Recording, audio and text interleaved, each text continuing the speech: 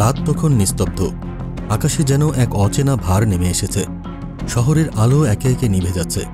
ঠিক সেই মুহূর্তে একটা অস্বাভাবিক গর্জনে কেঁপে উঠল আকাশ। মনে হলো কোনো শব্দ নয়, বরং সময়ের স্তর ভেদ করে ছুটে আসছে এক অজানা শক্তি। তা ছিল না কোনো সাধারণ যুদ্ধবিমান।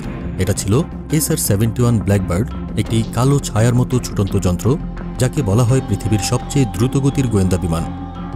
1960-এর দশকে যুক্তরাষ্ট্র ও সোভিয়েত ইউনিয়নের মধ্যকার ঠান্ডা যুদ্ধ যখন তুঙ্গে, তখনই এর জন্ম। লকহিড স্কাঙ্ক ওয়ার্কস এমন একটি প্রযুক্তি তৈরি করেছিল যা সময়ের বহু ঊর্ধ্বে। তাদের লক্ষ্য ছিল একটি এমন বিমান বানানো যা শব্দের চেয়ে 3 গুণ দ্রুত চলবে আর এমন উচ্চতায় উড়বে যেখানে শত্রুপক্ষের কোনো মিসাইলও পৌঁছাতে পারবে না। এই ব্ল্যাকবার্ড নিয়মিত উড়ত 85,000 ফুট উচ্চতায়। সেই চরম উচ্চতা থেকেও নিচে ছুটে চলা গাড়ির নাম্বার প্লেট পর্যন্ত স্পষ্ট ধরা পড়ত তার ক্যামেরায়। এত দূর থেকেও যে কোনো লক্ষ্যবস্তুকে শনাক্ত করতে পারত সহজেই।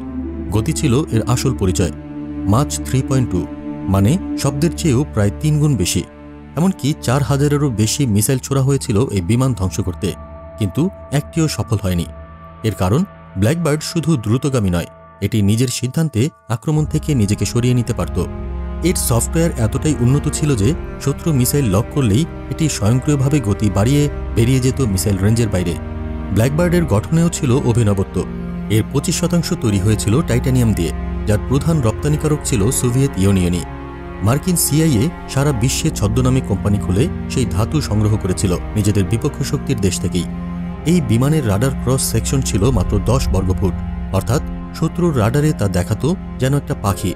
আর পাইলটদের পড়তে হতো বিশেষ প্রেশার স্যুট, কারণ আকাশে সেই উচ্চতায় তাপমাত্রা হঠাৎ 200 ডিগ্রি সেলসিয়াস পর্যন্ত বাড়তে পারত। 1987 সালে লিবিয়ার আকাশে ব্ল্যাকবার্ড মাচ 3.5 স্পিডে রেকর্ড করেছিল। সেটাও ছিল এক বিস্ময়কর মুহূর্ত। লিবিয়ার রাডার যতই চেষ্টা করুক, বিমানের ছায়াও ধরতে পারেনি। মোট 32টি SR-71 তৈরি হয়েছিল, যার মধ্যে 12টি দুর্ঘটনায় হারিয়ে গেলেও একটিও শত্রুর হাতে ধরা পড়েনি। এই বিমান ছিল না কোনো আগ্রাসী যন্ত্র, বরং এক নিখুঁত পর্যবেক্ষক, এক ভয়াল সতর্কবার্তা। আজকের স্যাটেলাইট আর ড্রোনের যুগে হয়তো এটি অতীত বলে মনে হয়।